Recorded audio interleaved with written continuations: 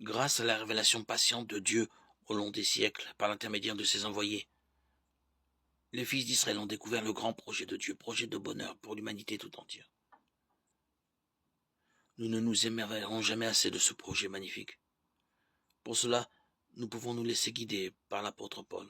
Fils d'Israël, avait conscience de ce grand dessein d'amour que Dieu conduit depuis l'aube de l'histoire humaine. Devenu chrétien à la suite de l'événement de Damas, il ne reniait rien de son héritage juif. Bien au contraire, désormais, il relisait cette longue histoire à la lumière de la résurrection du Christ. Car le dessein bienveillant de Dieu s'accomplit en Jésus-Christ.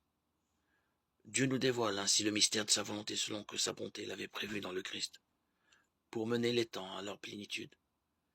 Récapituler toutes choses dans le Christ, celle du ciel et celle de la terre. Éphésiens 1, 9, 10. L'humanité tout entière est donc appelée à ne faire qu'un en Jésus-Christ, à devenir le corps du Christ dont Jésus est la tête.